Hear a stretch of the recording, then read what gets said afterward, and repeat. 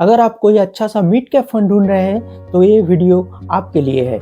Mid cap fund मतलब India का mid size company को लेकर ये फंड प्रिपेयर किया जाता है।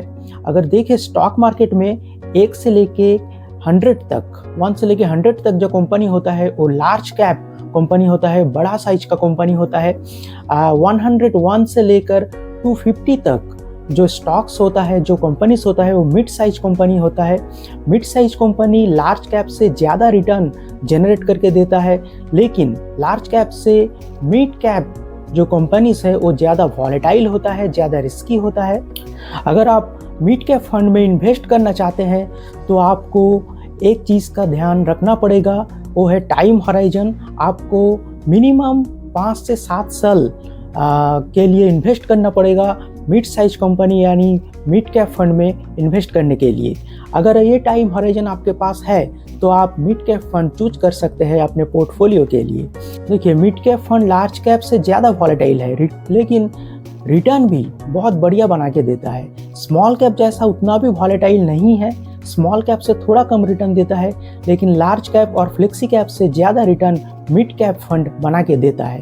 तो टॉप परफॉर्मिंग और कंसिस्टेंट जो मिड कैप फंड है डिस्कस करेंगे। टोटल 6 फंड के बारे में डिस्कस करेंगे, जिनमें से आप कोई भी एक फंड का साथ जा सकते हैं।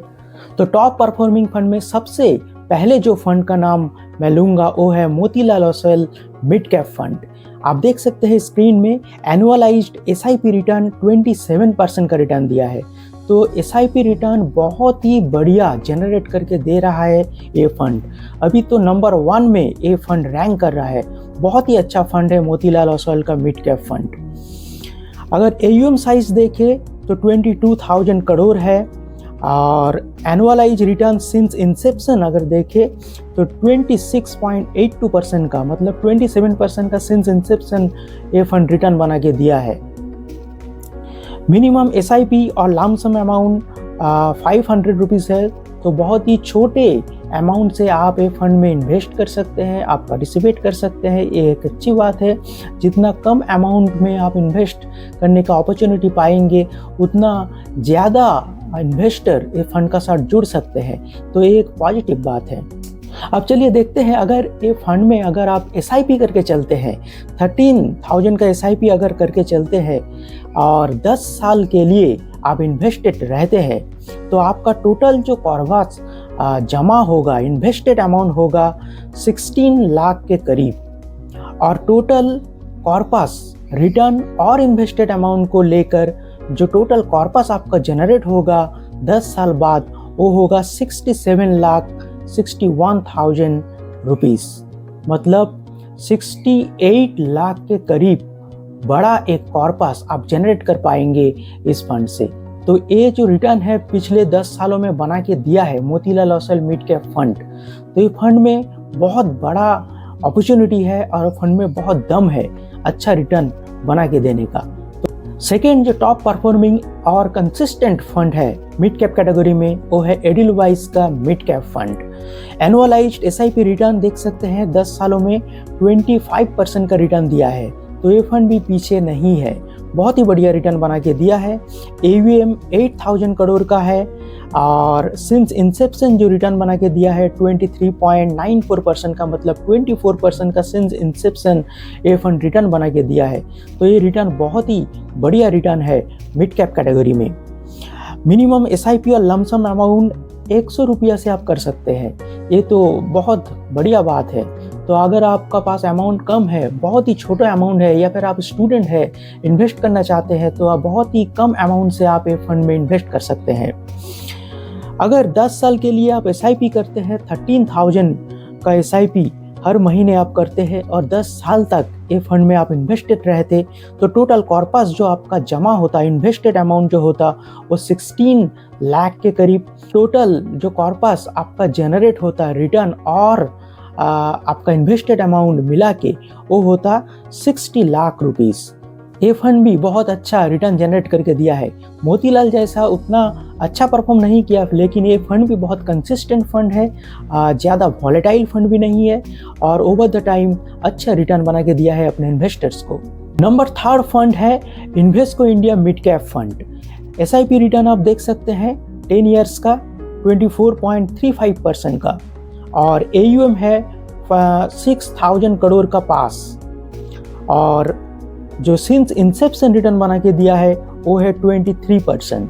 तो 23% का रिटर्न बना के दिया है। 20% का ऊपर का रिटर्न हमेशा अच्छा होता है, तो ये फंड भी बहुत ही बढ़िया एक इन्वेस्टमेंट ऑप्शन है। 23% का रिटर्न दिया है सिंस इंसेप्शन। एक्सपेंस रेशियो आप देख सकते हैं 0.58% का है। मिनिमम SIP इन्वेस्टमेंट आप 500 रुपये से कर सकते हैं। लमसम इन्वेस्टमेंट 1000 रुपये से आप कर सकते हैं। अगर 10 साल के लिए आप SIP करके चलते हैं 13,000 का SIP, तो टोटल कॉर्पस 10 साल बाद आपका जो जमा होगा वो होगा 16 लाख के करीब, और टोटल जो कॉर्पस आप जनरेट कर पाएंगे रिटर्न और इन्वेस्टेड अमाउंट मिला के वो होगा 58 लाख रुपीस। तो ये फंड भी बहुत अच्छा फंड है, बहुत दिनों से परफॉर्म करते हुए आ रहा है, और आप ये फंड का साथ भी जा सकते हैं। नंबर 4 फंड है Nippon India growth fund. Annualise return देख सकते हैं 10 सालों में 24% का रिटर्न दिया है। AUM साइज थोड़ा बड़ा है, 34,000 करोड़ का है, और एक्सपेंस रेशियो 0.79% का है। रिटर्न सिंस इंसेप्शन जो बना के दिया है 20% का रिटर्न बना के दिया है ए फंड भी।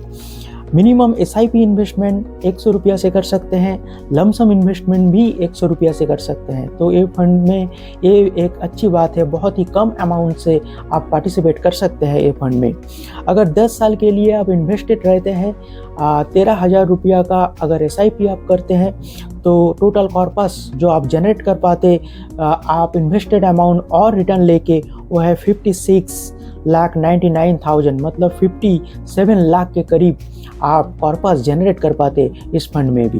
तो मिड कैप कैटेगरी में निपॉन इंडिया ग्रोथ फंड भी बहुत ही अच्छा फंड है, बहुत पॉपुलर फंड है, बहुत दिनों से मार्केट में अवेलेबल है, और ये फंड में बहुत सारा इन्वेस्टर भरोसा ओवर द टाइम दिखाते हुए आ रहा है। नंबर 5 फंड है Kotak emerging equity fund. Mid cap category में ये एक ऐसा फंड है जो रैंकिंग में अगर देखें तो 1, 2, 3, 4 में नहीं रहता, थोड़ा पीछे रहता, लेकिन बहुत ही कम वॉलेटाइल है और बहुत ही अच्छा रिटर्न ओवर द टाइम्स बना के दिया है। अगर आप देखें SIP रिटर्न 10 सालों में 23.54% का रिटर्न बना के दिया है 10 सालों में, और AUM साइज बहुत बड़ा है, 52,000 करोड़ का AUM साइज है। और एनुअलाइज रिटर्न अगर देखें सिंस इंसेप्शन 22.54% का रिटर्न बना के दिया है ए फंड। एक्सपेंस रेशियो बहुत कम चार्ज कर रहा है 0.38% का। मिनिमम SIP अमाउंट 100 रुपीज़ है, और मिनिमम लमसम अमाउंट भी 100 रुपये का है। तो बहुत ही कम अमाउंट से आप ये फंड में इन्वेस्ट कर सकते हैं।